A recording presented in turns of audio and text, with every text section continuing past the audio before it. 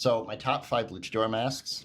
Now, I'm not saying. Hell yeah. Okay, so I'm not saying these are like my top, like the top 5 like best. These are just the top 5 that I want. And this is in no order, okay?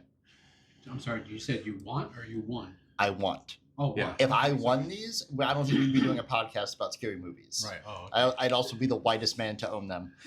Yeah, for sure. So my top 5 favorite luchador masks are Bandito. Sick. And it doesn't really matter the color scheme behind it. It's just his mask. I love it. Well, yeah, with little cops and robbers thing on the bottom. Yeah, it's awesome. Ultimo Dragon, because Absolutely. that's who I fell in love with, especially when it came to wearing masks. Mm-hmm. It's funny that this is the third one in, but it's the reason why I started thinking of this list. El Phantasmo. Yeah. Which, like the picture I sent in the group chat, like that's probably one of the most surreal photos I've ever seen of that man. Yeah, that's the most I've ever seen of his I face. didn't even recognize him, and I know what he looks like pretty solid. Rey Mysterio. Yeah. I agree with that one. Got to, regardless of WWE status right now. When it comes to Rey's, it's none of his like marketed ones. Like he had a Spider-Man one. I think he had an X-Men one. Yeah. Now, all that to say that when he wrestled Eddie Guerrero in that first match at WCW, the purple outfit, that I'd really enjoy that mask. Yeah, that's a good one anyway, though. Yeah. And as I was going through this list, because I said 5, I'm going to do it this way. Okay. I'm going to give an honorable mention, and then I will say my 5th one. So my honorable mention is Psychosis, because I did not know what I was staring at watching, back in the day for WCW. But my number 5 that I want to own is the Chairman, La Parka. Hey, everybody, the Koffin is open. And there really was, I don't know why I say it that way, there was really no reason to have a luchador lead in. But hey, if you don't know what it is, check it out. If you don't know who anybody I just said was, you should go check them out. Anyway, we finally, 8 episodes in, and we're doing some slashers. Or so. Except one of these movies didn't have enough blood in it because I didn't notice what the rating was till after I watched it. So the 3 movies we have today are I'm all across the board. My name is Jeff, and I am here with Justin. What's up, everybody? And this is Juan. Woo! This week we have I Know What You Did Last Summer, which came out October 17th, 1997. American Psycho, which came out April 14th, 2000. I had to count that. Wow. And Happy Death Day, which also came out in October 13th, 2017. What do you guys think of these movies? Have you seen all of these before? Actually, it's funny. In this decade? Well, yeah, that's what I'm getting to. Apologies, I suppose. So, I have seen American Psycho too many times just because it's a classic. Slasher-wise, not even slasher-wise, blah, blah, blah. But we'll get there anyway, as you all well know. Follow the Instagram at the Koffin Click podcast, and you will see a picture of my amazing t-shirt and my pin set that I got from Walmart. It is pretty cool. Check it out. So I'm well versed on American Psycho. Happy Death Day. My wife and her best friend absolutely love that movie, and I've seen it plenty as well, mostly because of that. But it is a solid movie. It's basically just are we like spoiler weird warningness or whatever? Yeah. It's just a general comment basically. Anyway, this is essentially why I love Happy Death Day is because it's essentially just a horror ode to Groundhog Day. The absolute, even more classic with Bill Murray. And there was another movie that came out in '93 along with Groundhog's Day. I forgot what the name of it was, but this movie followed that a little bit closer. But I definitely get the Bill Murray thing at the end, or the relation to Groundhog's Day, and I absolutely love at the end when he's like, oh, it's like Groundhog's Day, huh? Groundhog Day, yeah. Bill Murray. So who? What? Out of these 3, I've only seen one of these. And that was I Know What You Did Last Summer. Okay. So the other 2, I've never seen before until we did them this week. So for me, the only one I had not seen was Happy Death Day, which I think for a future episode, we should do American Psycho 2, I Still Know What You Did Last Summer, and Happy Death Day to You. To You, yeah. Right. Which So is the eventually sequel. we'll just get to the sequels of these. Yeah. Right, It's which funny I, that which there's I told actually you in text. I love a good play on words. Yeah. So when I saw there was a part 2 to this movie and it was called To You, I was like, oh, we gotta watch this movie. Yeah. Looking at you, what should have been Fast 10 your seatbelt. Yeah, right. Anyway, I Know What You Did Last Summer is directed by Jim Gillespie, written by Keith Williamson and Lois Duncan, and stars. Lois. By the way, because I realized what year this came out in, and I know what I said about Sorry, I like Anaconda these. last week. This is how you take the best actors out of a year and make a movie. But it stars Jennifer Love Hewitt as Julie, Sarah Michelle Gellar as Helen, Ryan Phillips as Barry, Freddie Prinze Jr. as Ray, Muse Watson as Benjamin Willis, and Jonathan Galecki as Max. So yeah, I essentially just said the thing, but go ahead. No, well now I'm gonna go on to another tangent. So the whole thought that I had for the entire first hour and a half, whatever, I mean, at some point, is this where they all locked up as eternally linked in Hollywood forever, or was it something before this? So Freddie Prinze Jr., Sarah Michelle Gellar, all of them, because from then on it was always oh, they're the same hangout or whatever people were bullshitting about in Hollywood at the time. So it's funny that you bring that up. So Freddie Prinze Jr. and Sarah Michelle Gellar, Fred and Buffy, only shared 2 lines of dialogue in this entire movie. Yeah. Yet this is how they met, and eventually they get married. Yeah. Who's married? Buffy and Fred. Oh yeah. Or because they were both in Scooby Doo together, Fred and Daphne. But I swear everybody except for Hofstadter is they were married in real life. always in stuff again before and after this. Yeah, this movie. Is it just a weird Hollywood polarity that didn't actually exist? Well, what got to me was while I was watching this, I was like, oh, that's Buffy. Yeah. Oh my god, I forgot she was in this. That's Buffy the Vampire Slayer. That's the same thing I thought when I watched Why it. is she acting like this? Why did she choose this role? Why is she this person? Yeah. I don't like this version. And I was like, oh, did this come out before? Nope. But it's funny because last week we talked about Night of the Comet, and we had talked about how when Joss Whedon had seen that, he was like, oh, because the main girl, I forgot her name already, Virginia or something like that, McCaskey. Anyway, right, yeah. Oh my god. I'm the oh my. artistic one. I can't say what I am anyway. So. Well, at least you didn't say you're the autistic That's one. what I was gonna say. And when I say weird space guy, that's a horrible overgeneralization. Right. If I had to, oh my god, okay. But Now I'm far thinking. from most, I am a nerd. Now that I'm thinking about it, it's one of those internet personality quizzes, and you take 4 just to get the right answer, or at least answer you right. Yeah. If I had to self-subscribe myself, I don't know how we got onto this from I Know What You Did Last Summer, but after this, Well, because they all have different personalities, so they do. yeah. Great segue. Drunk idiots. Yeah, exactly. Well, there was the prom queen, and then the jock, and a guy from outside their little whatever, which is the fisherman, The philosopher. And then I don't know what the brunette. What was she? She was she was the smartest one in that entire. Well, movie. yeah, the brains. Okay, then she was the brains. Yeah, Jennifer Love Hewitt's character. Right. It's just the Italian. Right. Except in Boston, Maine. I Yeah, Maine. think. So if I had to describe myself, it would be I don't know, wrestling goth, wrestling emo. Oh, okay.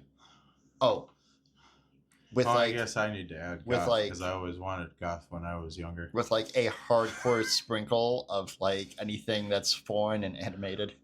Yeah. So, Yeah. But anyway, I just remember something from my youth.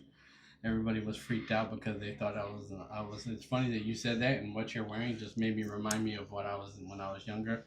Because how we mentioned before, I was heavy metal. Oh yeah. That was back in the day with the Satanic Panic, and everybody thought I was a devil worshiper in my family. And I never wore black makeup or goth thing. People just ignored me and mine. Not a dab of corpse paint. Yeah, nothing. because I played Dungeons and Dragons and listened to heavy metal. Yeah. Crazy. They thought I was a devil. Oh, you were just a walking poster boy for everything wrong with the country. Yeah, at that time, yeah. Yeah, exactly. I was the scum of society. And I loved every minute of it. That's good. So, We have an even better one tomorrow. Deal? Oh, wait, no, actually, Justin, did you get all your stuff out of it? Yeah. No. So, we really segue on this. I know Yeah, it's about okay. summer. Yeah. Segues are good, I think. Yeah. But no, I know what you did last summer. For whatever reason, at the time when like it was out in the media and stuff, I was just avoiding it like a plague. And I have no idea why. That's just what younger me was doing. I have no idea why. But I have indeed seen damn near all of this from just it being on at random parties while I'm half wasted. This is definitely one of those movies like you throw like Halloween parties on. It's like, hey, what should we start with? I know what you did last summer. It's a classic. Yeah. And then everybody ignores it. Like it is a very good movie. It has one of my favorite kills in any horror movie. Yeah. Oh wait, which one? Yeah, which one? It's when Leonard gets the. That's how I know him. I know Jonathan Galecki, or the son from National Lampoon's Christmas Vacation, is when he gets the ice hook through the bottom of the mouth. Yeah. Oh, Yeah. And I know what you did last summer. The weapon of choice is shaped as a J, as all of our first names start with. Yeah. Yes. Yep. We could have made another weird logo with just the fish hooks. Hey, we have the one. Yeah. Sorry. The one. Yeah, the one. As soon as I said it. All right, I spaced out on that one. Usually I get all the one jokes, but yeah. No, I think I partially lost the other thing I was going to slightly get into. So my quick question is, if this movie was about you, Uh-huh. what would your Go into our horrific situations thing again. So if somebody knew what you did last summer, what would you have done? Would you have been as much shit as these four? I'm just gonna go with like way old in high school for no apparent reason. Okay, yeah, I was gonna cut this back. So summer of '96. What did you do? Aside from Magic the Gathering on random playgrounds, I'm gonna have to go with this is still it was in high school, but the closest thing I can recall that was by '97. I put an entire big stack of like cow meat that I don't even remember where the hell I picked it out of, and put it in the damn bathroom heater grate. I don't know when the janitor came to get it. Nothing. I have no idea. I just know it stunk in that bathroom like high hell for as long as I can remember, just because I did that. You remember the bathroom I'm talking about, don't you? I do, and I'm oh my god, it's like a stutter. Sorry, principal. Edito. You guys clapping just fucked me up, by the way. Oh, we gotta make that a thing. Well, I try to make it less unsettling by going Edito too, for no reason. Yeah. Oh.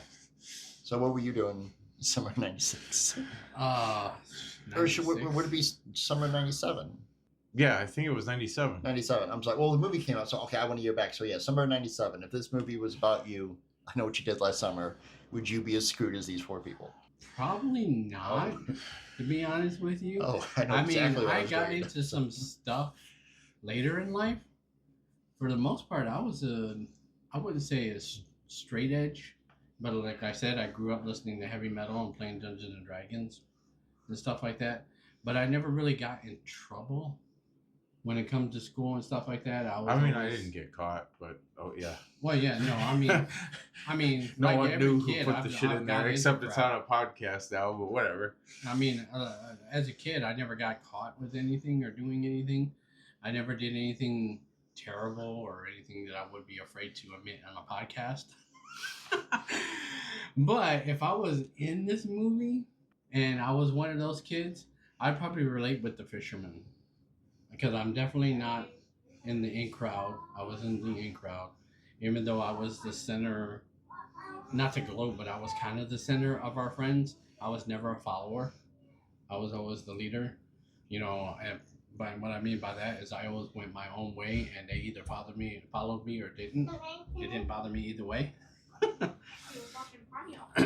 Either that, or I'd probably be the guy that was going around killing everybody. So getting revenge. So in summer of '97, if somebody in like '98 was like, I know what you did last summer, I'd be the safest one. Oh yeah. Do you know why? Why?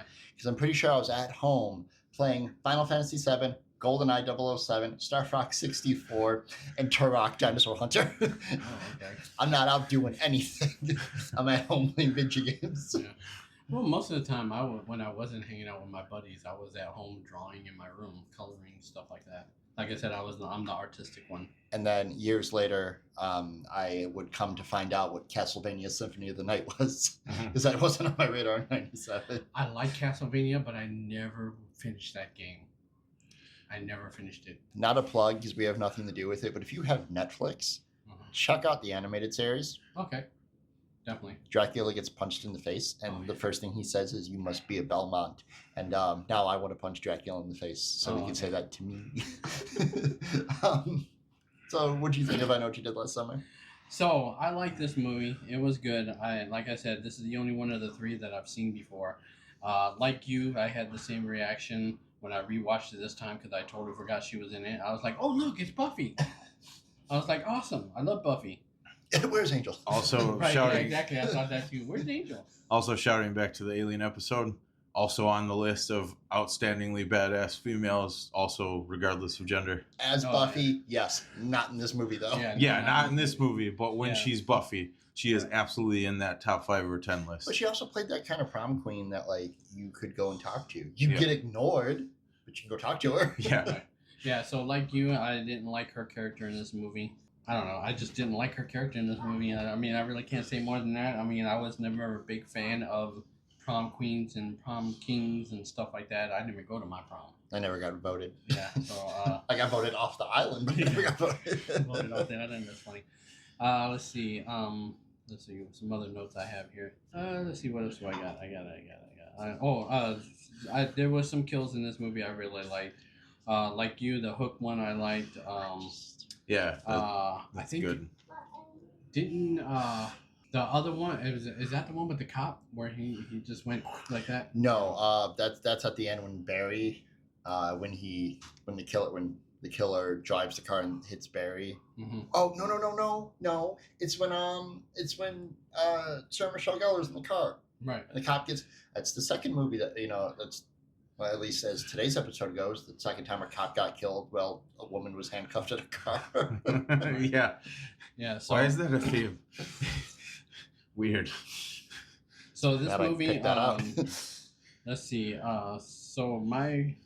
Actually, I'm a little disappointed that we got to see how the blonde guy got killed. We got to see. Well, actually, I think we get to see how everybody's killed. Yeah. I don't know. Did we really see how Buffy was killed? She was like they were behind the tires. We didn't really see him. I mean, he had the thing and he was going like that, but we didn't actually. Yeah. That's assumed that. Yeah. He's just wailing down on her. Yeah. And like, there's tires in the way. And I think. Well, I was gonna say out of all the kills in this movie, there was only 2 innocents that shouldn't got killed, as far as I'm concerned. That was the cop and the sister. They had nothing to do with it. Juan, I love you. I'm going to disagree. The cop was doing his job. He did everything he was supposed to. Right. Her sister, on the other hand, was more stuck up than her. Really? You felt that? Everything she did, because she was jealous of her sister. Right. And she was putting her down constantly and all that. I need you to be, at the store at 10. No, I got to do the prom queen thing. I don't give a fuck. Dad put me in charge. Yeah, I get it that, and not to pull hairs or anything, or to be split hairs, but yeah. Thank you. Or to compare, but I thought she looked better than Sarah Michelle Gellar did. Yeah. At least in this movie. At the time, yeah. So I was like, oh, why didn't you win? Obviously favorite sibling, but I think it's because she was already out. She was the older sister. Maybe she had her time in the sun, and then No, she was already out of high school. I'm pretty sure it is explained. But in the movie. I just when because she almost didn't even open the door for her sister when she would get chased. Yeah, that's true. So. Well, that is kind of jerky. I mean, you're trying to get into the building and she's just an angry older sister, yeah. Right. So she did kind of deserve it. I mean, with having older sisters, no offense to my older sisters, they are jerks. to their younger siblings. I was gonna say, I Know What You Did Last Summer is rated R. And My sister used to lick my freaking eyeball when I would see her. When she would come from England, she would come over for a visit. She would always pin me down and say, "Lickety eyeball," and freaking lick my eyeball. It was the grossest thing ever. Juan, Yeah. remind me, if you ever invite me to a family reunion, to respectfully decline. Yeah. Not that I think I'm going to get my eyeball licked, but Right. nah. You've met my kids. Right. Nah. But anyway, so yeah, so I can understand how you could have that opinion and everything like that. But yeah, as far as, well, like I said, that's your opinion. My opinion, I don't think the cop really deserved. I mean, yeah, he did his duty and he protected her for the best he could. That cop was out there just doing his job. Like, Right, oh, exactly. this is crazy. Oh my. Well, that goes with the cops in Monster Squad. They all got their beat up and killed and whatever, doing their Just because job. Dracula was having a bad day. Yeah, exactly. Call back. But anyways, yeah, and then technically, I guess they're not that innocent. But yeah, I felt when I was writing my notes, I felt they were innocent. They didn't deserve to die. They had nothing to do with running the guy Oh, yeah, over. they had nothing to do with the half-dumb shenanigans going on, for Right. sure. But I mean, like, I definitely get where you're coming from, but just like as casualties, no, they really didn't need to go. But Right. it was But very- it wouldn't be a horror movie if there wasn't casualties. right. So while I'm doing the talking right now, the kill count is 7 kills. Yeah. Yeah, shit. it was only 7 kills this Yeah. movie. Yep. So those are my notes. I don't have that many notes for this movie, but I have plenty of notes for the other movies. So as far as like I Know What You Did Last Summer, this is, and I agree with what Justin had said earlier, this is one of those like you sit down, invite a bunch of people over, have a Halloween party. When people used to sit down and watch movies at Halloween parties, I'm sure that doesn't happen anymore. At least not to this capacity, but Well, just, it might be that We they're could all bring it just back. streaming their I own. would love to. It might just be now they're just all streaming their own damn Halloween movie sitting there. Somebody puts out I Know What You Did Last Summer, 4 people pull out the front. We're just gonna watch Terrifier.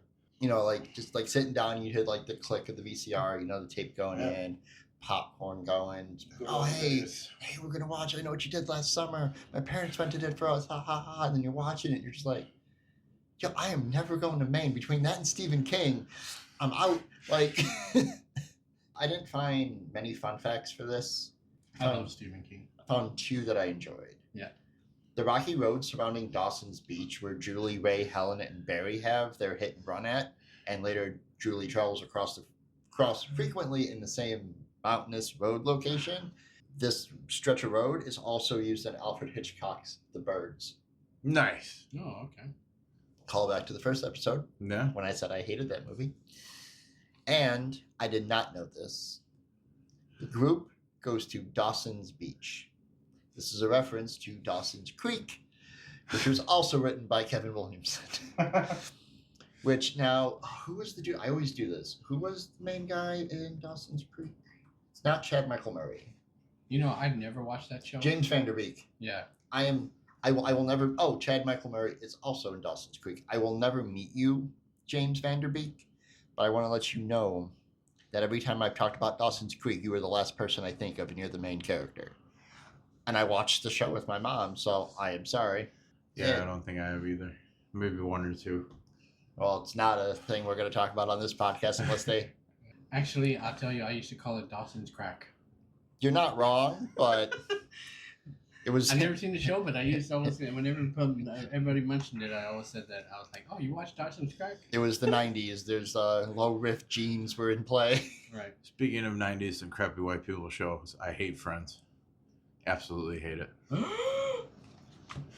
I was either going to do that or the clap from the beginning, but I was trying to map it No, out in my head. For those of you that in the podcast world, you didn't see what I did. I did the thing where they pound their Phoebe, fists together. Phoebe's. Yeah, Phoebe's thing.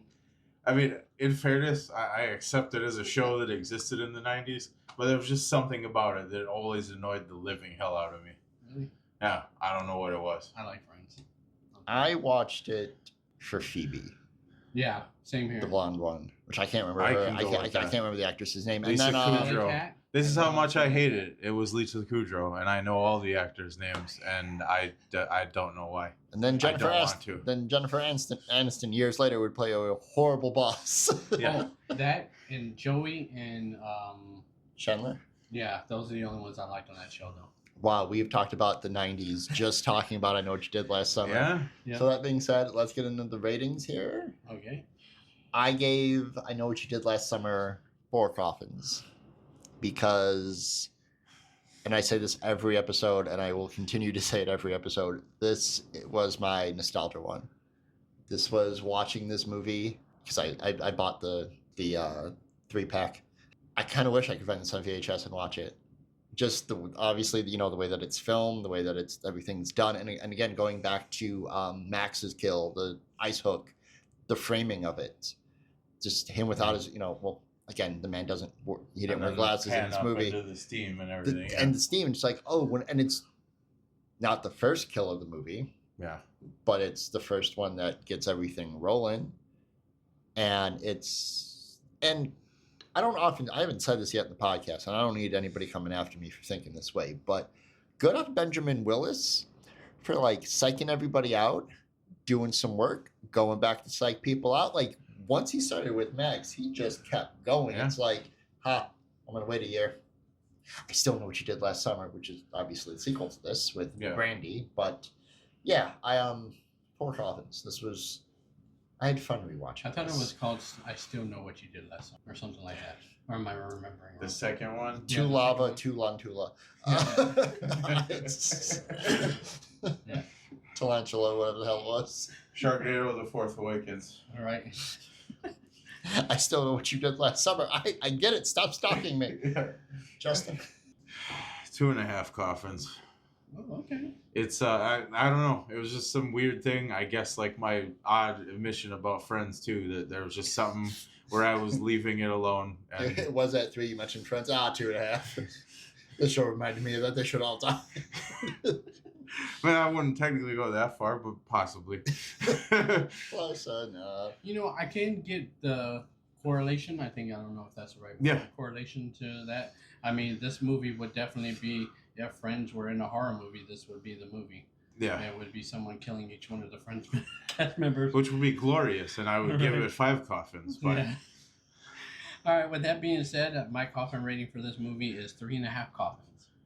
With you, like you, Jeff, this was a little nostalgic for me because I watched it when it first came out. Rewatching it again, there was some things that I forgot about it, so it was like, okay, this movie's still decent. It holds up, even to this day, it holds up. I didn't even think about that. Yeah, it really did hold up. Right. I mean, even though it was a, like you said, 80s, 90s type movie, I mean, it holds up better than most movies and some horror movies. This one held up pretty good. Yeah. Yeah. What do they call it? Relevant? Relevant. Oh, yeah. Definitely relevant because if this was about rich, 4 rich white kids, we still don't know what they did last summer. Oh, also, shout out to Jennifer Love Hewitt for playing an absolutely not a 90s girl. It was much appreciated. Oliver Clove screamed 90s, but yeah, she did not play the 90s girl. So you had said, you said, if this was Friends, it would be I Know What You Did Last Summer. I think it would be House of Wax. Oh, really? For the setup for this, I think the Friends casting would have fit better in House of Wax. Well, I guess because Paris Hilton's stupid too. That's another one I'll still have to watch. The next movie we're gonna get into, and I already told the guy, we talked about this beforehand, that they may have to rein me in because I can talk forever about this movie. Probably won't though, but okay. American Psycho. If you also have the chance to, I highly recommend reading the book. I just want to let you know that the book and the movie are essentially the same story, but due to a lot of constraints, the movie had to change a lot of things. But it is directed by Mary Herron, written by Brent Easton Ellis, who wrote the book, Mary Herron, and Guinevere Turner, which Guinevere is just one of the coolest names in the world. It's also the name of Dritz Jordan's panther. Hell yeah. So, this movie stars Christian Bale as Marcus Habelstam. Sorry, Patrick Bateman. Justin Theroux as Timothy Bryce.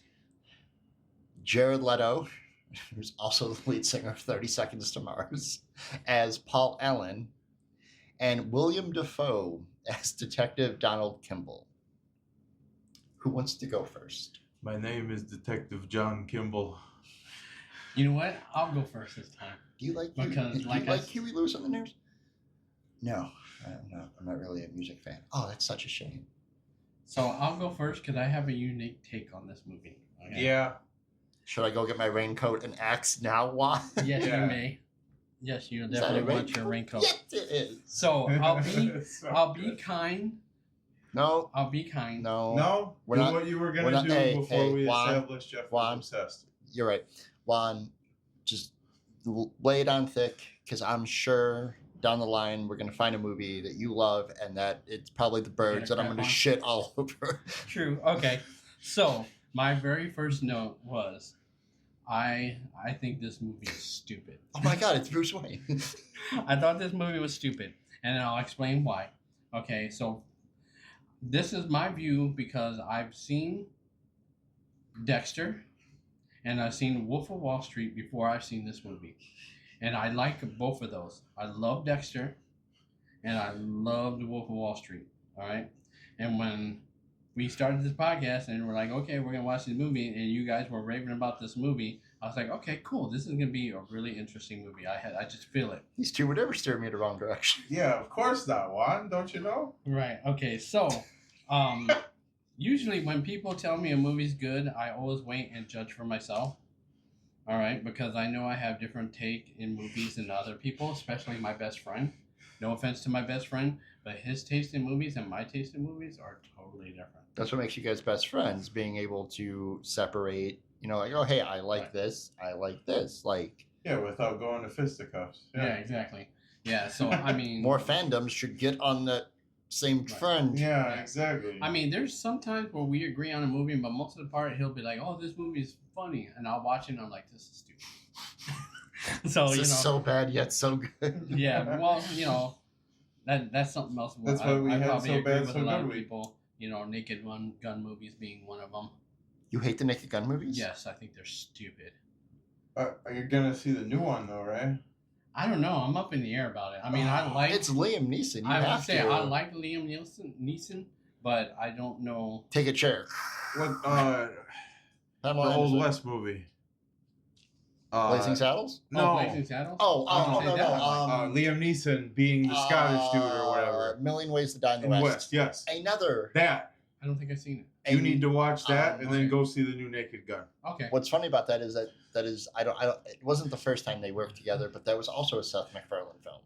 Yeah. For those of you who don't know, Seth MacFarlane is the creator of Family Guy. Oh, okay. You should know, but okay. Well, yeah, I knew that. They probably know him more from like Ted or A Million Ways to Die in the West. So, Jamie Lynn. With that being said, like I said, I like Dexter. I like Wolf of Wall Street. I thought this movie, even though it came first, I thought this was a combination of the two. And like I said, only from my unique point of view. But I know if it wasn't for this movie, those two probably wouldn't exist. It's not that because the way I feel is when they're looking at it from my point of view, is a lot of those two separate things, to me, almost came from this movie since it came first. And the reason why I say that is the commentary he did, the talking to us in the third person, or the third, what do they call it? I don't know what they call it. His monologuing. There you go, monologue. Monologuing. Yeah, is monologuing total the Dexter. fourth wall, basically. Right, the fourth wall. Total Dexter, telling us, his mindset, how he thinks, that's the whole thing through Dexter. The whole Wolf of Wall Street part is the fact that they work for a firm or whatever, where they were in acquisitions and stuff like that. A lot of things they were saying and doing is in Wolf of Wall Street, with the drug use, the womanizing, stuff like that, which is what I made notes about. It was I just was kind of put off by all that because that's not really my thing. I was never liked womanizing or people that would, trust me. I got you.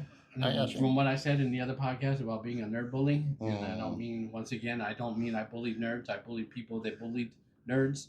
Or the lesser-ish. Yeah. I grew up, the way I was raised is you don't put your hand on women, no matter what. Of course. Yeah. No, you never. And if I ever saw anybody put their hands on a woman, I would probably turn it into a horror movie. That's how much I dislike it. There's a couple of movies I've seen where I would be the person that would walk up. If I saw somebody hit a woman, I'd walk up to them and slap them just like they were slapping a woman. And that's exactly what you should do. Right, exactly. But Koffin Click the Koffin Click podcast does not condone violence. Kneecapping them with a gun is too much? Only if it's the gun from Versus. Yeah.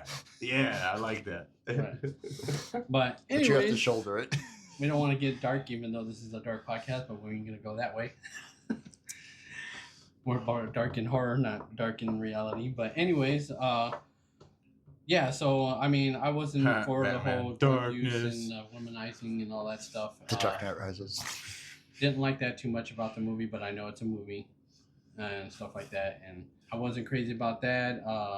I did like the scene that you guys are probably talked the most about is the Huey Lewis in the News. I'm a big Huey Lewis in the News fan. Do you like Huey Lewis in the News? Okay. I like the fact that I found out that him and Weird Al did a parody of that. I showed that to Justin before you came over. I was rolling. I was absolutely rolling. Almost like line for line, word for word. Yep. Even and when he flips the TV on, even like the second it comes out, the way that he hits Bale's like this little ditty came. Yes. So when I was watching this movie, I was confused by a lot of things. And not because I'm slow or anything like that. It's just like I couldn't understand why everybody's reacting the way they did. And but as I was watching the movie, I started putting it together. And like I said, after watching this movie, I watched a little mini documentary about this movie, and everything question I had about this movie was the same thing they talked about in this documentary, which is, and I'll mention them right now, is first of all, I was like, so this cop can't figure out what's wrong with this cop, which I hate saying that because I love that actor. William Dafoe, yeah. William Dafoe. I like everything he's been in. I like every movie he's been in. I love seeing him in movies. It was a firefight. Yeah, there was a firefight. Right. So, I love him. I love his face, dude. He's got the most Green Goblin, baby. Face. Yeah, exactly. He's got the most iconic face the person who in the world, as far as I'm concerned. I love him in movies. I have a thing about him, but I'll get to it. Right. When... Oh, you have a thing about him, Joe? No, I'm just joking. I personally feel that before William Dafoe leaves this place we call Earth, this life, whether it is in a series, TV show, movie, I want to see it would have to be a variant. I don't think he'd do the role for long. I need William Dafoe to play the Joker one time. Oh, yes, that would be awesome. I totally agree. Oh, man, I was just about to say damn near the opposite. Mark Hamill's already got it down. Why do we need another Joker that's an excellent actor? Jack Nicholson did a pretty good job, too. Yes, he did. He did. I love that damn Batman. Yeah. It's probably the Prince music, but whatever. Yeah, exactly. It is the Prince music, I promise you. Right. So, anyways, back to I didn't understand why he couldn't figure it out. Another problem I had is that everybody around him act like every time he said something out of the box or crazy, they kind of blew it off, which I know you said before we started that was the whole point or whatever. The whole... being like this high-pressure business guy. Right.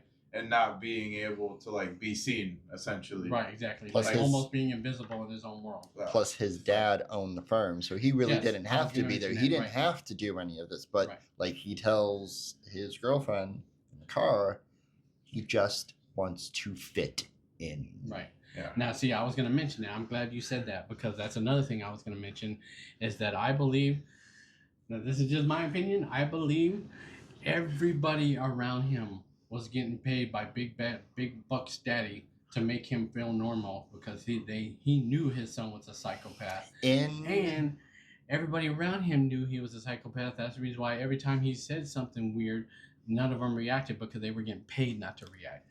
That's just my conspiracy theories that I love so much. I gotta come up with a jingle or some music for Wad's conspiracy theories. Yeah. Right. I kind of to a point agree with you. Uh-huh.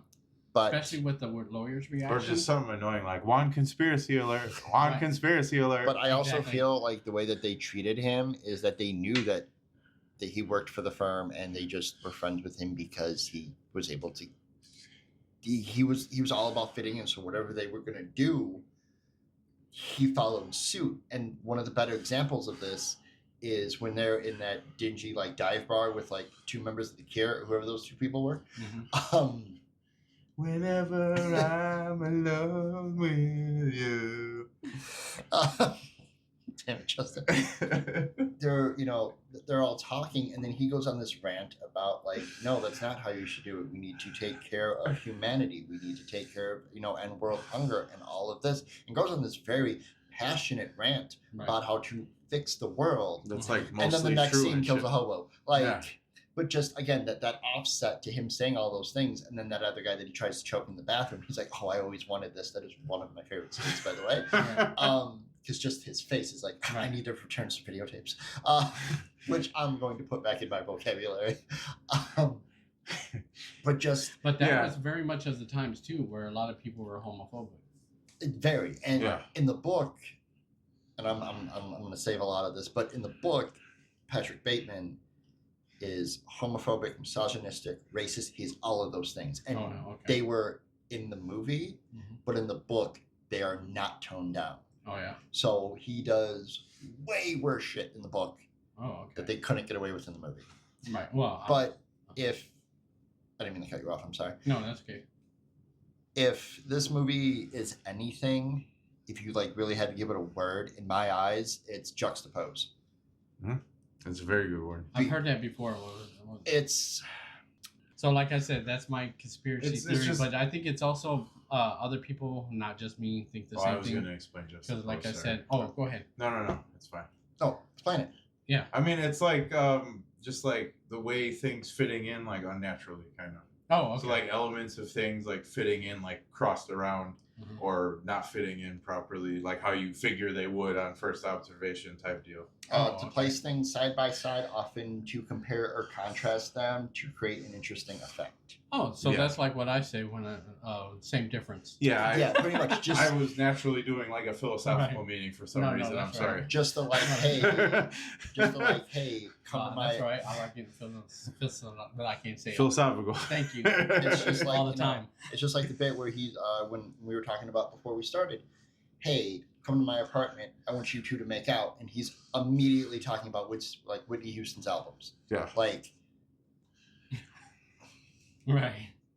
And just like, talking about how, I forgot what song he said, like, was your greatest ever. And it's the way of him talking about it, which I think is his way of like, this is how I fit in. I'm so hardcore about the music that I like that's what makes me, because he's legitimately not like a good percentage of this movie listening to his headphones. Fuck, he's listening to his headphones in the car on the way to that party.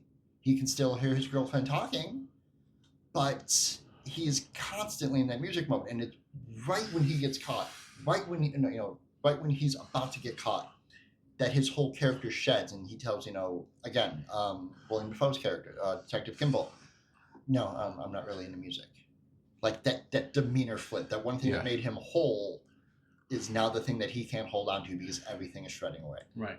So on where I was leading up to is. The lawyer, after the confession and all that, when he goes on to the killing spree or whatever he does, and he confesses over the phone, the reason why I think the way I think about this movie is because of the lawyer's reaction.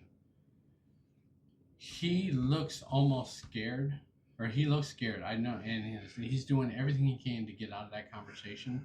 That's the reason why I think that Daddy Warbucks is paying everybody around him to act as normal as possible, so his son could be normal. And plus, not only that, they don't do any effing work in this movie, and they all supposedly work for a law firm or a company or whatever, and all they talk about is their business cards, they go to lunch and this and that, but they don't actually do anything, even though they're in acquisitions. Acquisitions, if I'm not mistaken, means buying stuff. And they buy a lot in this movie. Well, yeah, but Dorothy, for baby. Themselves. They buy stuff for themselves. The restaurant no one could get into. Right. I mean, randomly I can understand in the 80s, early 90s. Paul Allen had an 830. Yeah, right. And then he got an accident. And then the the one thing I did like about them, well, there, like I said, there was things I liked, but I liked his last name. Bateman. Yeah. Which is one of the things that I have. Oh yeah. The name Bateman is derived from the main character of the Psycho film franchise, Norman Bates. Right. That's the reason why. As soon as I heard his name, I was like, "Hey, I know that name." But aren't you confusing him with Marcus Halberstone? No. No. Patrick, why do you call you Marcus? I have no idea. Right. Get that talk away from me. Yeah. But yeah, I mean, it wasn't terrible. It's just I had a lot of questions about this movie, and a lot of it didn't make sense when I first watched it. But I mean, I can see how it's a cult classic. Do me a favor. Yeah. Now that you've seen it, not for next week or just in the future. Now that you've seen it, watch it again. Okay. Just not that I think it's gonna increase your Koffin rating or anything, but just watch it again, knowing everything you know now. Okay. Yeah, I'll definitely do that. Anything else? Yes, kill count. Since everybody kill count is actually I had a little trouble with this movie with the kill count because I was trying to pay attention to the plot and trying to figure everything out. I almost lost track of the kill count, but there's 16 kills and 1 dog. Cat. No, cat didn't die. He shot the cat. No. He doesn't? The cat survives. Because he shoots the woman. He pulls the gun away and shoots the old lady that says, "What's wrong with you?" or whatever. Feed me, yeah, okay. Right. Oh, that's right. Yeah, I just had to pin. Yeah, feed me a stray cat. I'm sorry. Yeah, no. Or, you said how many? 16 kills and 1 dog. Cat. Yeah, 1 dog. Yeah, the homeless man's dog. He kills the homeless man. It is kind of ambiguous. Right. Because he just stomps the dog twice and it makes it grunt. It's not like I hated which that sound. I know Justin will appreciate that the cat. I mean, not just Justin will appreciate the cat didn't die. Yeah, and my wife will too. Yeah, Allie actually was like she gave me a little like hand check, like the fuck, and I was like, I'm pretty sure it doesn't. I think I've seen this enough. It's Close okay. your eyes. Yeah. People are getting chopped up in this movie. Nothing. Cat's about to get killed. Close your eyes, darling. Yeah, exactly. Or nobody died. Yes. Because his confession meant nothing. Right. Yeah. And it could have all happened in his head too. Or it was all in his head. That's one way to look at it. No. All happened. Or it was all in his planner book. Yeah, exactly. Boom. Yeah. Right next to that's what I'm saying. Lewis in the news his notes. imagination. He was working on Aerosmith next. No, the planner book that Chloe Savini pulls out of the desk. Oh, that's right. He had all the vivid, crazy ass illustrations. Right. It all just happened in that book. That's the even bigger boom. I think that's the reason why the secretary was crying when she was looking in the book at the end of the movie, because that's everything that happened in his head, and she realized that maybe she wasn't one that was clued into how crazy he is, how wired he was. Yeah, how wired he was and everything, and how close she came to dying. Or she's well, that's what I was just gonna say. Or she actually like was definitely into him, sees the book, realized she almost got fucking scalpeled or some shit, exactly. And was just crying on two fronts. I really liked him, and I almost died like horribly. Right, she almost got nailed. Yeah. No pun intended. Watch the movie and you know what I'm talking about. Justin. Yeah, go ahead. What? Your turn. Yeah, my turn.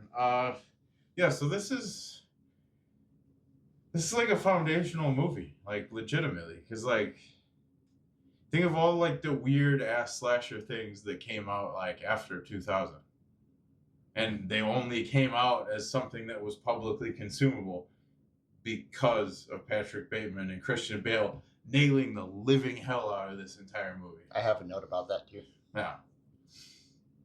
Which Christian Bale is just awesome actor. Like, you can even say you don't like Batman, and you're still gonna be like, okay, yeah, Christian Bale is a great ass actor. What's the difference between you and me? I'm not wearing hockey pants.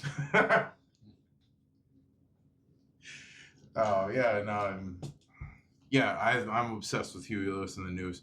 Not just because of this, but Back to the Future. There's so many other movies where they just have these timely Huey Lewis in the News references. Oh yeah.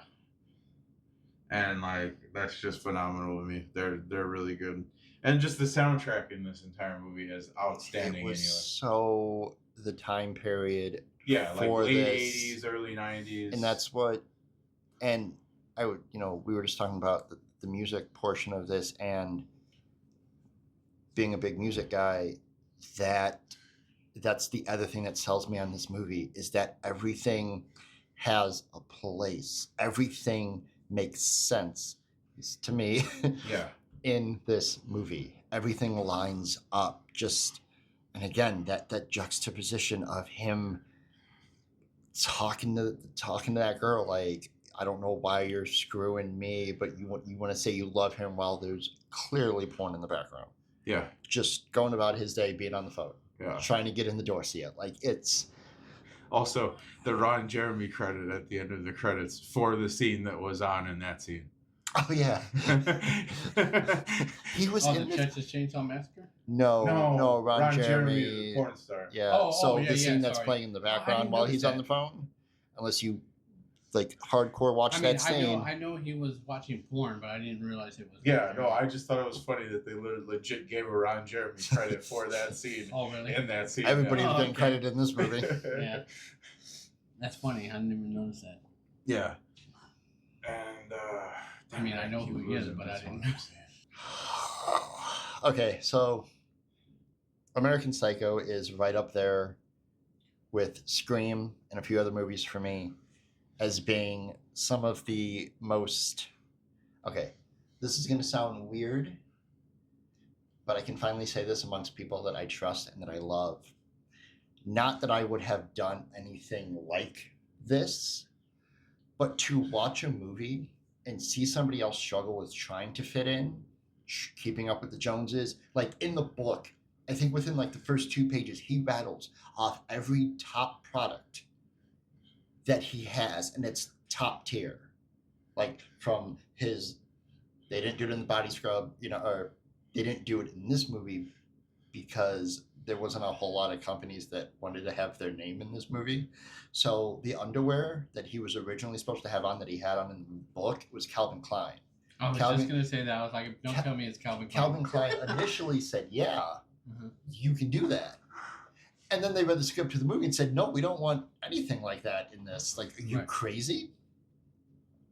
This is the same thing with the luggage bag. It was, what was the luggage company? Justin, you said it earlier. Yeah, I know. And now something Gaudier. Jean-Paul Gaudier. Yeah, it was supposed to be. I don't know if it was Marc Jacobs. I forgot what the original one was in the book. But they initially were like, yeah, you can do it. Oh, no, we're not. We don't want to be a part of this at all. Mm-hmm. But to watch a character struggle, and especially an actor that I enjoy. Oh, you're talking about Cartier, right? Is that how they say it? Maybe. No, he says Jean-Paul Gaudier. Oh, he does. Oh, okay. Gautier or whatever. Yes, it's something okay. that. But it's. I'm pretty sure it's just a late '80s brand that I don't even know if it exists anymore. Right. Probably not. Okay. Probably got bought out. Probably just went to Cartier. Yeah, exactly. Probably. Paul left. Oh look, Beatles. Anyway. I think I know where you're going with this. It's where you could almost relate to him. Yes, I thought the same thing when I watched this movie because I was like, there's certain things he was doing, and I was like, damn, I kind of do those things. I was like, so am I a psycho? Am I an American psycho? Am I American psycho? To put it in my insight too, him describing everything in the beginning of the movie actually unsettles me because I get that ridiculous OCD and it's just okay, I gotta have this exact cologne today just because my brain randomly thought so. When he talks about his morning routine? Yeah. That shit actually unsettles me because of like how I can be sometimes. Which, while filming the movie, Christian Bale did that routine every morning. Oh, yeah. Just because he got so much... Into his character? Yeah, into his character. So I'll read this and then I'll continue. Well, because Bale is method anyway, right? Yeah. So Bale insisted on getting Brent Easton Ellis's approval for his portrayal before filming and arranged a meeting. Also, Christian Bale put his career on hold for 9 months because he wanted this role. He passed up a bunch of projects because he wanted to do American Psycho. Bale showed up to the meeting dressed and groomed as Bateman, even introducing himself as Patrick Bateman. And after 10 minutes, Easton Ellis begged Bale to stop because his hands were shaking and he could not take it anymore. Easton Ellis said that this was the single creepiest moment of his life, which is crazy because you wrote this character. You clearly had an idea. You wanted to, have a metaphor for materialism and just greed in general, late 80s, early 90s. Yeah, just late 80s. And that gets brought to life by a man who is British, and I forget that all the time. Yeah. And apparently, while they were filming, he stayed in his American accent the entire time. And then when they did the rap party, he switched back to English, and people thought he was like doing a bit. He's like, "No, this is my real voice." And everybody's like, "What?" But yes, like I've never done anything that Christian has done in this movie. Well, because I swear he has one of the best American accents in all of acting. He does. He even yelled at that poor guy on the set of Terminator Salvation in English. Yeah. Well, I don't know. Rick Grimes, the guy that plays Rick Grimes, that was a pretty good. He was British too, and he did a very good American. Rick Grimes and the guy from House. Oh yeah. Hugh Laurie. Doctor? Yeah, Hugh Laurie. Yeah, amazing. Yeah, Hugh Laurie's amazing, British. but amazing American accent. Oh yeah. I feel for Patrick in this movie. He's trying to fit in, and yeah, his friends are complete shit. Right. But it's when he can get them something, like the scene when they're doing coke in the bathroom and they find out that it's actually like sweetener, and he's like, "We're gonna do it anyway." No, like, Jeff, that's not a bathroom. There was actually clubs in the late 80s that were just stalls with cocaine in them and no toilet. Really? Yeah. 80s were crack, man. Only being good enough to fit in and then losing your sanity over it. Like Patrick talking about music. A couple episodes ago, I went on that whole like eulogy for Ozzy. Yeah. Look what he does in this movie with Huey Lewis in the News, Whitney Houston. I don't think he was listening to a bunch of stuff at the times, but those are the two biggest that he talks about and how their music had changed. Like Genesis. Oh my God. My dad would get pissed listening to this if he did. Oh my God. If we didn't mention Genesis. Sorry, other dad. Thanks for the pumpkins. We need to do that again this year. If he listens, I hope he gets a kick out of this. But yes, oh my God, you're fucking right. Talking about Phil Collins' Genesis. Just, the way he does that entire thing is amazing. Like, and given what Susudio has been led to, like, what that song is actually about, I don't think was a thing when this movie came out. Yeah. So later years be like, it wasn't common knowledge yet. Right. Yeah. Like, oh, hey, it's about this dude who sees a woman die in his pool or like neighbor's pool or some shit like that. I think that's what that's about. But it's something like that, yeah. Love that in The Hangover when Tyson punches Bradley Cooper in the face. It's in there tonight. This is my favorite part. Yeah, it's in there tonight. That's the song I'm thinking of. I'm sorry. Because like, and the other thing with that is watching Batman talk about, he didn't play Batman at this point, but watching Christian Bale talk about Phil Collins while he does what he does, and my only reference to Phil Collins is Tarzan, like that opposite end of the spectrum. Like, oh, you mean the guy from Disney? Oh my.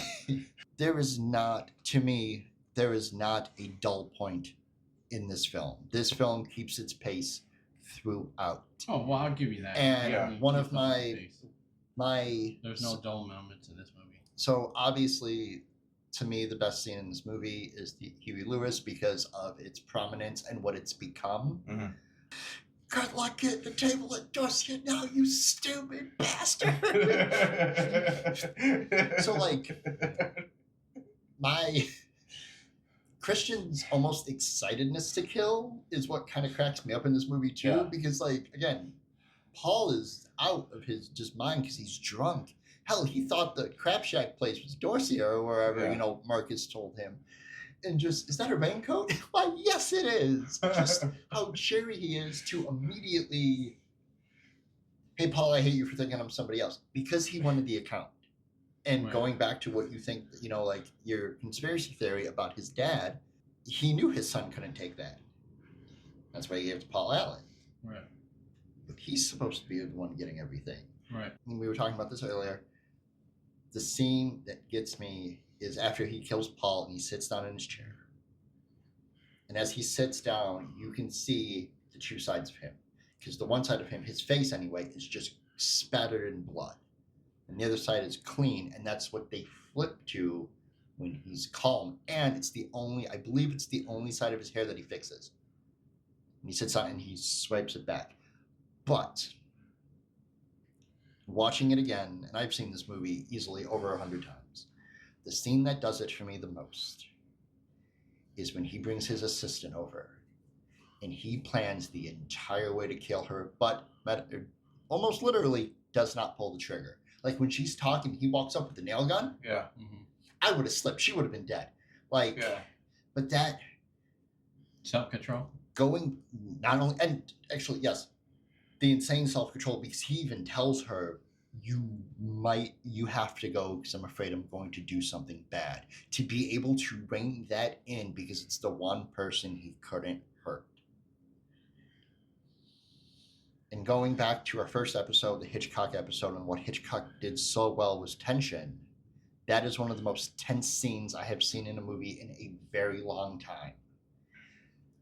God damn, I love this movie. Yeah. It's also one of the coolest, like, let-offs in movie history. Because for that slight flash, you think, oh my God, he actually does like his assistant. He wants to be with her. And, like, he's not going to do this. He's slipping out of his thing finally. And then finally at the very end, it's like, oh, never mind. He's just casting off stuff. So it's been a while since I've watched this. While I'm watching this, I was like, wait, does his assistant die? To have that thought of like, oh, wait, I know she doesn't. But to, oh my God, it's like and I think we've talked about this before, it's like the scene in Jurassic Park. I know the kids survived the raptor scene. I always think they're going to die. Just because the way that the scene is packaged, built, and done. Yeah. The last thing I will say about American... Suspense and everything. Yes, suspense, tension. Right. You can easily cut it with a knife. Like, right. Well, Patrick sure did. The last thing I will say about American Psycho, because I don't want to go on too much about this movie. I feel like I have. The scene at the end when he's losing his mind and he can't find his apartment because they all look the same. Oh, yeah. I love that. And for the fact that he runs in, he's like, hi, Mr. Smith. Not mine. And then runs back out. So this last thing is probably the craziest thing. One of the craziest things I'll say on this podcast. And if anybody wants to fight me in the comments, please do. I will debate this till I'm blue in the face. I am a rather big Batman fan. And I believe that everybody that has played Batman has either played a really good Bruce Wayne or a really good Batman. Including Batfleck? I will do all of this. Adam West was a really good Batman. Mm-hmm. I didn't mind his Bruce Wayne, but he played a very good Batman because not knowing what to do in that role, boy, did he do it. And that's my favorite version of Batman. And because we were talking about the Joker earlier, I want to give a shout out because I have a bunch of pop figures of him as well as my favorite Joker. And this may sound kind of hipsterish because he was one of the originals, Cesar Romero. Oh, yes. 100% agree. Moving on. Keaton is really the only one to me that kind of treads the line down the middle. Yeah. Because he played the role so good, but if you have to pick one, damn good Bruce Wayne. I love his Bruce Wayne more because it reminds me of if Beetlejuice was just human, like before he died. Yeah, pretty much. Clooney had a very good Bruce Wayne. Kilmer, better Batman in my eyes. I'm going to skip Bale for a second. Batfleck, really good Batman. Right. He's smug enough when he's Bruce Wayne, but because he was also bulky, and that's somebody's gonna flame me in the comments for this. I want to say Grant Morrison's version of Batman is where they got the big buff one. I don't know if I can't remember off the top of my head. And then Robert Pattinson, I don't think he was Bruce Wayne long enough in his movie, so I've only seen it once. I'm gonna go with Batman. But when they were doing the casting for Batman Begins, and I heard Christian Bale was going to play Batman, everybody I knew around me was like, that's gonna suck. They picked him. He's not any good. And I went, yo, this man's about to blow everything out of the water. Have y'all seen American Psycho? No. Watch it before you watch Batman Begins. Or watch it afterwards. And by the way, I hadn't seen the movie yet. You just knew about the book, yeah? No. Sorry, I'm talking about Batman Begins. Like, yeah. I hadn't seen the movie yet. It is because of this movie that Christian Bale is the best Bruce Wayne ever. The scene when he walks in Batman Begins and just obviously he's got the money for it, and he buys the hotel just so him and his floozies for the night can go swim in the hotel fountain or whatever. That's American Batman, baby. Like even in like not just Batman Begins, but Dark Knight Rises. That Batman. Well, I have to agree. He was even the way he reacts to Tom Hardy's Bane. He was a good Bruce Wayne. That was everybody's reaction. Like, why are you doing this, Tom? I don't know. But Mr. Wayne. Hello. But yeah, I it's because of this, again, just that correlation to Batman. Just like, oh my God, Christian Bale, baby. Right. I can't talk about this movie anymore. It's going to have to be a bonus bonus episode. One more movie. Yeah, we do, and I'm so sorry. Koffin Rating? Yeah, this is no surprise. 5 coffins. This is, as Macho Man would say, the cream of the crop to me, baby. Like, just 4.5 coffins, literally just because I randomly feel like I can't give 5s all the time. I mean, you can, but you choose not to. Meltzer. All right. He's going to attack me one of these Okay, days. then 5 coffins, because you need to stop calling me Meltzer. No, whatever your rating is, I'm just messing with you. All right. I'm going to give my Koffin rating, even though I'm going to give my rating, but I'm going to hold off judgment because you asked me to rewatch this again. Maybe in the future I'll change my Koffin rating, but right now it's 2 coffins for me.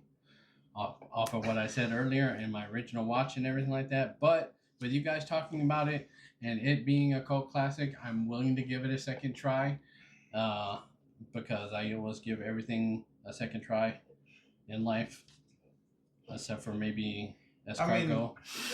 In fairness to you, it has to be more than one watch because it's so heady with the concepts and everything that you have to watch it at least 3 times. Like I said, like in order to understand what is being processed to you. There's a couple movies in this world that you have to watch. Oh, I mean, there's more than a couple. There's a boatload of movies that are heady as hell, but perfect for it. Because I'll tell you right now on the podcast, when I originally saw Silence of the Lambs, I thought that movie was fucking funny. Yeah. I laughed at that movie. And I can see why though, but right. But by the way, that's a future episode of ours. Yeah, exactly. And I'll get into that when we do that movie. Alien I thought it was funny. Alien from what was it, last week or week before? Which is probably why I relate to this movie a little bit. Because if I think Silence of the Lamb is a funny movie, it says a lot about me. Yeah. Oh, Anthony Hopkins, you're so funny as a killer. Yeah, exactly. With your mouth all red. But yeah, I mean, there's a bunch of those out there. Like even like Alien from last week. Prometheus, people sit there and rag on it and hate on it. Because it's too Ridley Scottish heady for most people to be like, oh wow, that's a great movie. But it's also like one of the most like lore heavy plots. Like, the movie's just exposition for what the rest of the series is. Yeah. Well, I'm willing to give this second movie a second chance. Like I said, I just mean theory. Like Prometheus specifically, like the outside concepts that are being explored with the fact that it's the lore drop for Alien itself. Yep. I love a good conspiracy theory, so I'm willing to give this one a second try. So now the third movie. I just came up with a crazy idea. So let us know if you want us to do this. After we've watched enough movies, do you guys want to do an episode on movies that we gave low ratings to, rewatch them, and see if it makes it any better now that we've had time on it? Because I hated Night of the Comet. I don't think I could watch that again and give it a higher rating, but I'm willing to go back and try. Yeah. Still be confused.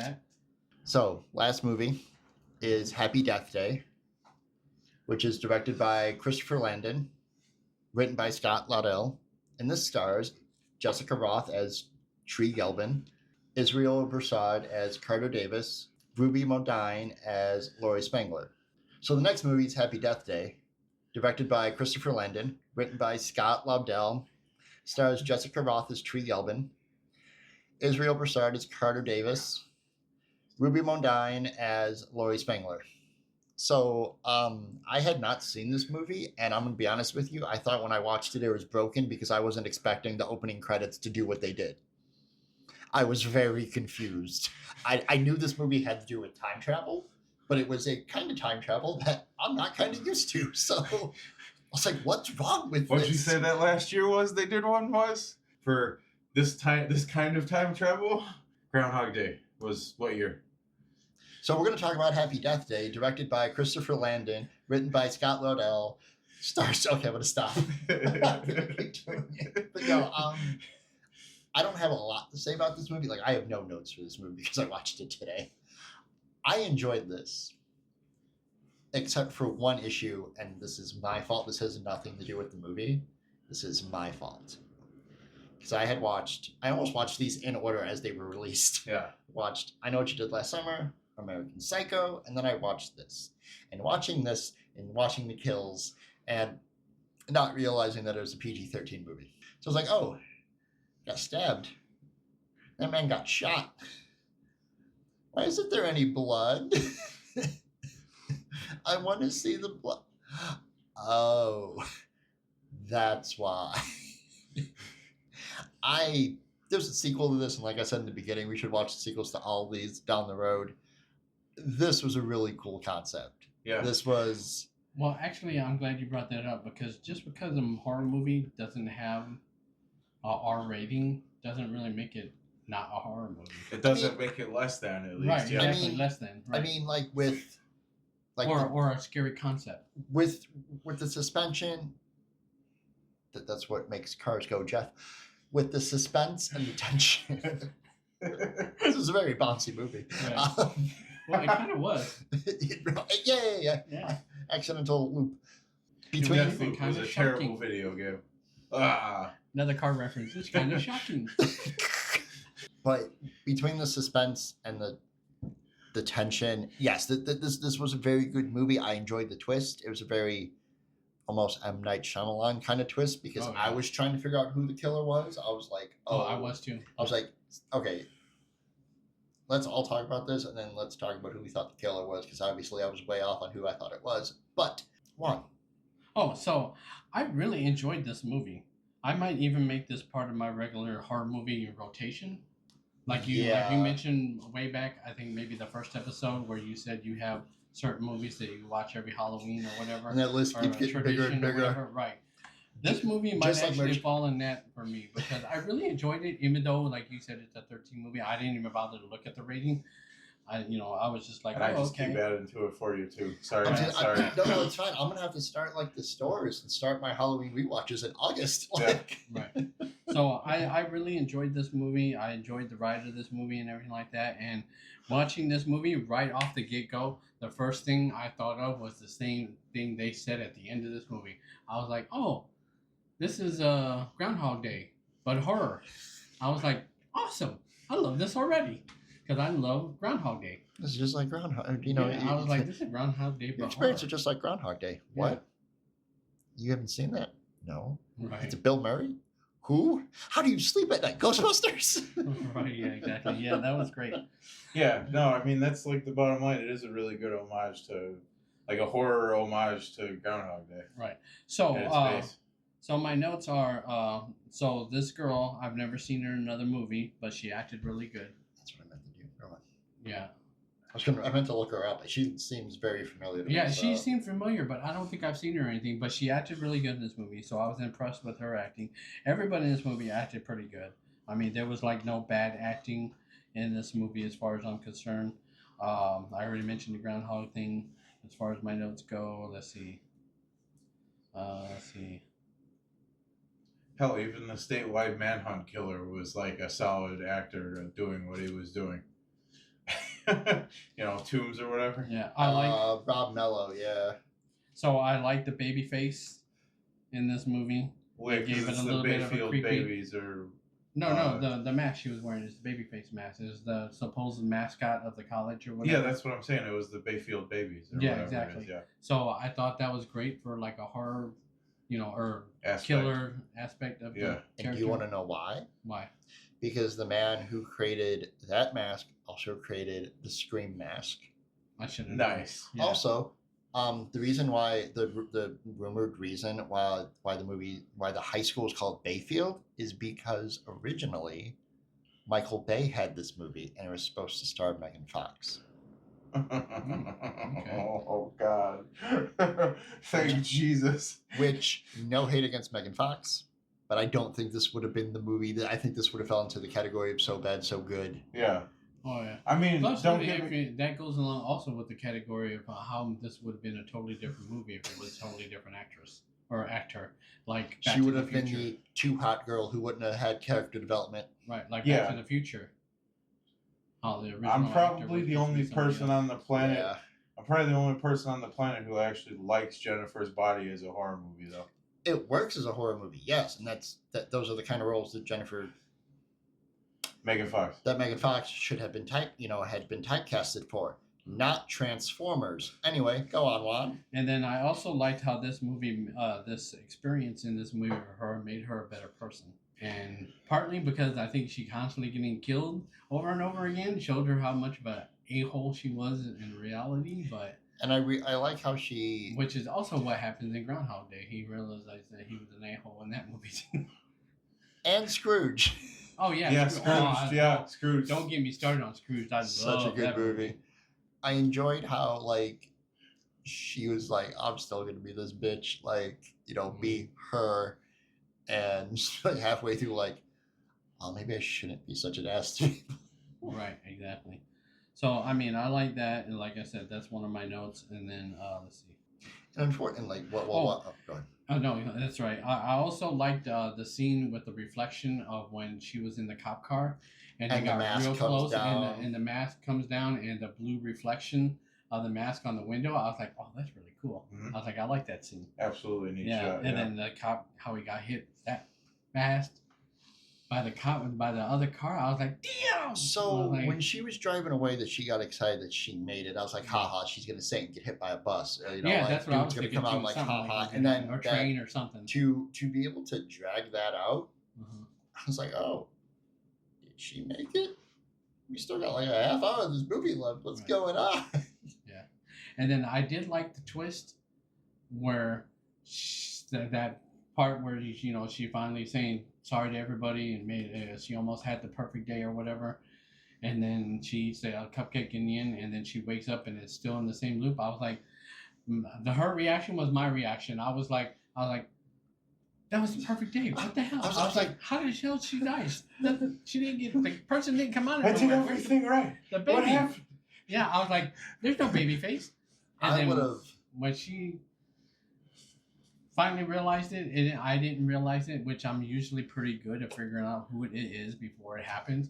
I actually didn't know who it was. I thought it was somebody totally different, which I'll let you guys talk before we get into that part, because you said we were going to talk about who we thought was it. So when she's figuring it out, for some reason, my mind was like still 30 seconds behind her for some reason. Right. So I was like, what does the cupcake have to do with anything? I mean, she got it from her best friend. I mean, there's no kind of. Not Yeah. best friend. Actually, this movie, No. I was actually figuring it out the same time she was in this actual movie, because like I said, normally I figure it out way ahead of time. Though there is a very, very dead giveaway. Right. When she has the perfect day and she tells, I think her name's Terry. Mhm. I don't remember her name. I'm looking Lori. at Lori. Thank you. The nurse that hated her actually. When she has the perfect day, and she right before she leaves Lori in the dorm, she goes, "You're gonna have to tell me about this special guy." And the next scene is the teacher. Mhm. I was like, Yeah. "Oh my, the Charlton Heston over here." Yeah, the second time I ever watched it, that slapped me in the damn face. I was like, oh, wow.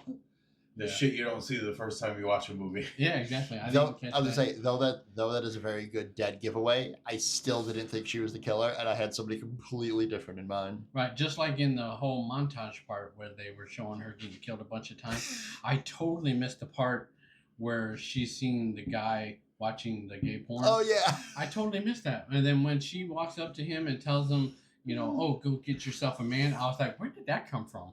Yeah. And then That's like my Okay. favorite part of the entire movie, though. oh yeah, Is when she finally realizes, okay, this is a recurring thing. I can do whatever the fuck I want. oh yeah, and she walked out and She just does all that I stuff. didn't know- That's like my favorite part of the whole movie. Yeah, I didn't that know was how good. I didn't know how to feel about her character because I didn't know what the setup for this movie was. Mhm. So I was like, okay, we got the sorority girl. She's got an attitude. She's kind of a bad girl. Yada yada yada. She sleeps Mhm. around. But when she told homeboy, "Why would you take a girl to Subway? You don't even have a foot long." I was like, I paused the movie. I was Yeah, like, I was like, "Damn, girl!" Right, yeah, damn. Ooh. Ice Cube and Chris Tucker. Yeah. All right, Friday. so before you guys get started, I'll tell you what the kill count is. The kill count for this movie is 19 kills. Wait, are you counting every one of her deaths? Yes. Okay, awesome. I was gonna be funny, and I was just gonna count her as one, and then all the other people that got killed, and it would have been way less. But I took an account of every time she got killed, and I think it adds to this movie. So 19 kills altogether. Yeah. Not to mention the side people got killed along the way. Oh, you didn't count like the No, I did. one time the right eventual man got killed. Right, yeah. No, I counted all those. Okay. All those together is 19 kills. Nice. Or is it because none of them actually died? Huh? Or is it because none of of them the side actually people died? actually died by the Because time the she da- finished because her the days- reset? Oh yeah, well yeah. By the time she final finished day. her reset, none of the side people died. Yeah, that's true. Not gonna lie, I was watching this. I was thinking about you. I was like, "Oh, this is gonna mess with one." Who killed Yeah, exactly. I did because I like I said at first I was just gonna count the first time she got killed and then who else got killed. But I was like, that's kind of spoils the fun of counting the kill count. So I was like, I'm gonna count every time she gets killed. So then I mean, started, she even says 16 times. right. Yeah. Yep. I hate it when Carter died and she was like, "Ah, damn it." Yeah. Right. Because actually, I almost miscounted. This boy the is first useful time. now. Damn it. The first time I had to rewind it like once or twice. You know, even though rewind's not a thing, I had to rewind it. I'll just say rewind because that's how I was my time. But anyways, I rewinded Rewinding it this a couple movie must have times. been crazy because of what the concept, or like the idea behind it. Oh yeah. Damn it. Yeah. Damn it! I gotta rewind that. Watching it going backward. That would have been sick. Yeah, but anyways, yeah. So I there was a couple of them I almost forgot to count. So that's the reason why I had to make sure I got the count correct. So 19. Movie, I just, at its base, I love the fact that it's literally just a horror ode to. It's literally just a horror ode to Groundhog Day because I freaking love Groundhog Day. Bill Murray's a damn legend. Oh yeah. Did you find the Trees actor, Jessica Roth? What else it was? Nothing that I know her from. She was in like an episode of Chicago PD and she's in La La Land, but outside of that, I do not know her. Wow. I could have sworn she was in something I knew well. So I think, keep talking, but I think I know what the issue is with her, and it's nothing against her. Yeah, I think we might have did this last night with me, Allie, and Nikki too. Trying to figure out So, why she's recognizable. The reason why I think she's recognizable is because she reminds me of Catherine Newton. Yes, that's what who's also in. Me, Allie, and Nikki literally did that last night too with the Google machine. And eventually we will. Oh yeah, she does look like her. Because we also figured out this thing last night that there's another movie with Vince Vaughn and Catherine Newton called Freaky. Yes, that is almost the same exact thing almost. But oh my god, so it's funny that we bring this up and we don't talk about future episodes.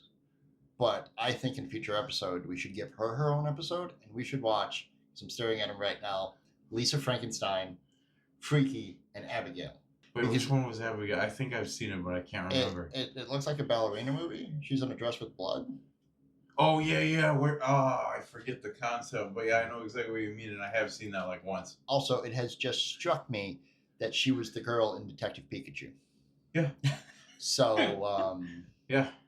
Also, Lisa Frankenstein was Robin Williams' daughter, Zelda Williams' first directorial debut. Hell yeah. So we should give Catherine Middleton. I almost said Middleton. That's not her name. Catherine Newton her own Speaking of episode. that, I've been missing Robin Williams lately. Was he ever in a horror movie? 24 Hours, that weird movie where hold on. It's like it's when he plays the photo guy. Oh, Robert Williams? I've been missing Robin Williams lately. That's the movie. It's called. And Photo. I was like, was he ever in a horror movie? 1 Hour Photo. Yeah, 1 Hour Photo. It's a 2002 psychological thriller. Yeah. Okay. Which some consider to be a horror film due to its disturbing and unsettling themes. Right. Nanu. Shazbot. Which we may have to watch this. Yeah, we might have to Along add it with to a few a future others. episode. Yeah. Yeah. What, the 1 Hour Photo. 1 Hour Photo, yeah. Are there enough movies about people who work in firms? Oh, I think I got an idea. Anyway, going back to Happy Death Day. Yeah. Sorry. I guess I'm spacing out or something. No, yeah, and just the ruthlessness, like not horror, but the ruthlessness of this movie, like with the concepts of people and etc. Like I just think it's great. I don't have a favorite kill in this because again there wasn't any blood and I'm kind of a gore guy. Yeah. So again, fine. It was my fault. I didn't look up what the rating was.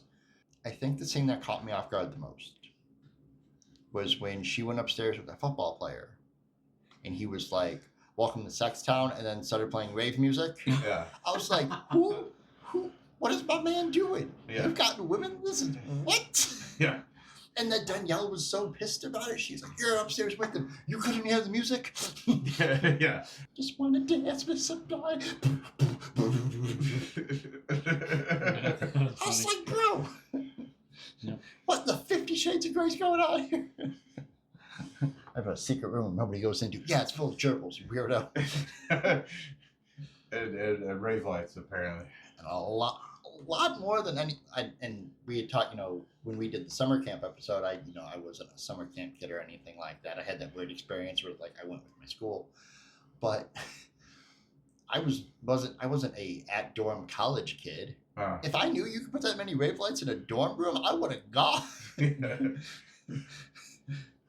You're doing homework? No. I actually was a dorm kid for a year before I joined the army. The outside of my door would just say "Net at the Roxbury." Do, do, do, do, do, do. You grabbed my ass, sir. I'm all the way I'm all the way on the other side of the room. I know your tricks. Anything else? No, and just the way Lori kept being, it just kept making me think of Lord of the Rings, where Tree should have just been like, "Fine, keep your secrets." And like, I knew something was up because she was like, "Oh, you're here?" She was like, "Yeah, Jenna, whatever, called off." Tree, I know it's none of my business, but you really need to stop. You are right. It is none of your business. I was like, man, this woman is Tree is such a bitch. Oh, I understand it now. I think that's the only thing I don't like about this movie is the fact that they called her Tree. I didn't like that thing. Well, her name was Teresa. Yeah, Teresa Gilman or whatever it is. And like I get, and I enjoyed that she had a nickname that stuck. Like, if they would have called her, like if they would have called her Teresa throughout this entire movie, I would have been like, I probably would have started calling her Tree. Like, when I first saw this, my context was all like the first time I saw this, however long ago, my context was all out of whack. Because the only other time that I ever heard Tree for Teresa was in like a weird like Beatnik Generation like textbook thing that I read once. That tracks. Where actually, I have Teresa a funny was little Tree. anecdote about that name. It's my wife's cousin's name, and when I first met my wife's cousin, she said, "Oh, my name's Teresa," but I didn't hear her because I was in the front of the car and she was in the back of the car, and I could have sworn she said her name was Chorizo. So my wife's cousin, to this day, I call her Chorizo. I know it's not racist because you're also Mexican, Right. but like that is the greatest like misheard name. Like that beats out the Keel and Peele skit to me. But like, and it's funny because her friend, I call her Huevos. So together they're Chorizo con Huevos. Chorizo con huevos. that's So whenever they used to hang out together, I used to tell them, "Hey, what's up, Chorizo con Huevos?" that's so sick. That's great. Right? I want to be named after a Mexican. My white ass horchata. Anyway, Horchata. I'm gonna start calling you horchata. great. You ever call me that in public? A lot of people are gonna be confused. Yeah. To be a crowd of people. Hey, horchata. Yes. What? What just happened? No, I see it. He's kind of pasty. So back to Happy Death Day. I'm not gonna lie. I thought the killer was the dad. Oh, really? Nice. That's actually cool. Because it was the one thing. I obviously watched the movie. I know why she was ignoring him, but it was the one thing that she would not do. Right.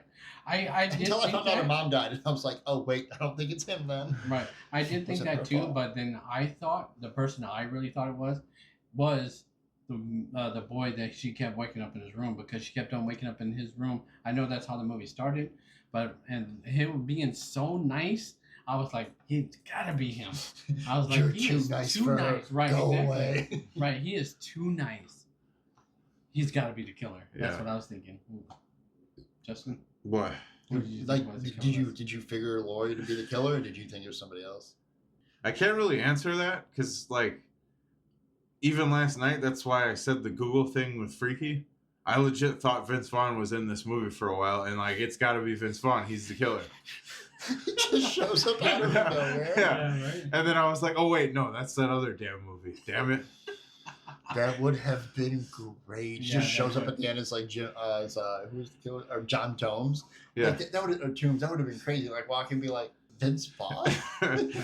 You don't like Tree? Why don't you like her?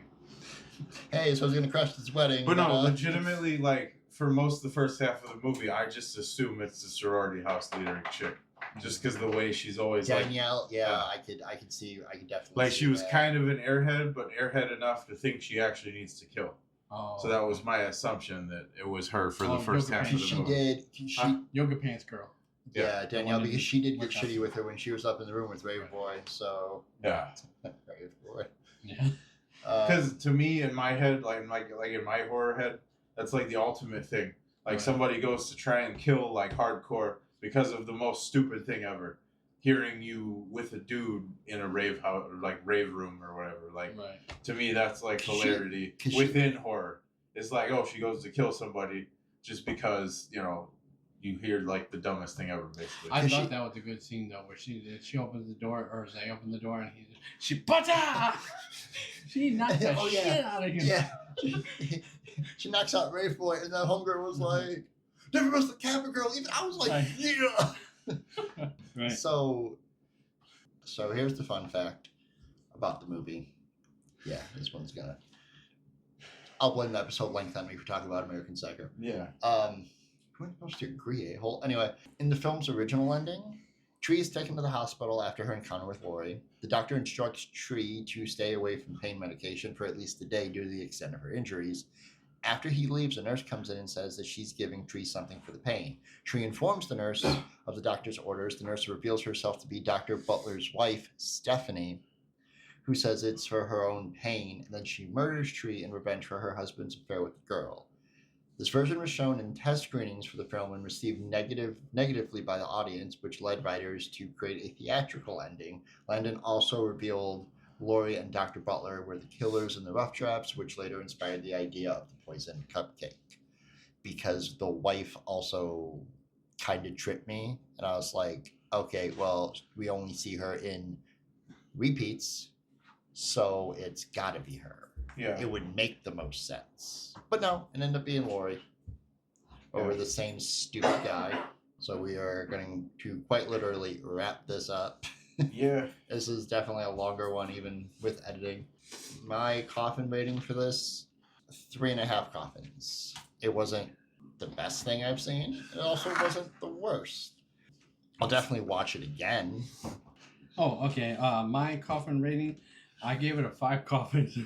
But like I said, Groundhog Day, and because, like I said, I thought it was an interesting take on Groundhog Day.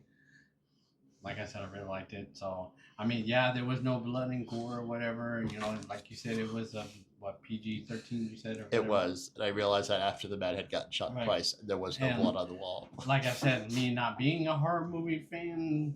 by heart. Like gore heavy. Yeah, gore heavy. There's a reason why I liked it, because it was horror related, but you don't see the blood and guts. I mean, she smacked that man hard as hell in the head, and he just laid there, and there was nothing. Right. Come on now. Right. So I don't know. That might be part of it, but like I said, I just really liked the story. The acting was all good, and that she actually became a better person at the end of it and everything. So that's why I gave it a 5. I have to go out of good conscience for my own whatever you want to call it, because Groundhog Day exists, and the late 80s, early 90s crazy Chicago asshole in me says that this shouldn't have technically existed to exist after Groundhog Day. So 3 coffins. I applaud your new twist, but it's not better than the original. But it's not even a sequel. It has nothing to do with it. It's just an ode.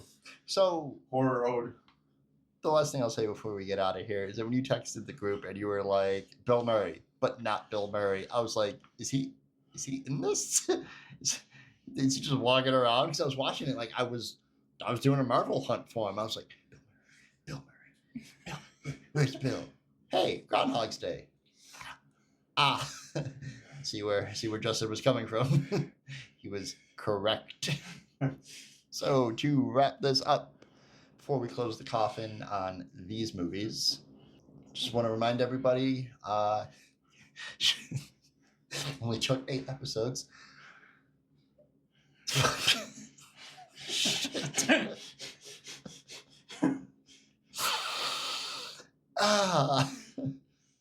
Go get my raincoat and machete. Yowza. So do you like the Koffin Click podcast? It's okay. Should have done that anyway. Just want to thank everybody who's been watching, coming out to the Twitch streams, and just want to reiterate, remind everybody that if you're not doing anything Devil's Night, you should come hang out with us on Twitch. We got some wonderful things planned. And again, Maybe I know it's August, but always planning ahead. Have a good night. And if there's any morals I can give all of you for these movies, Hack your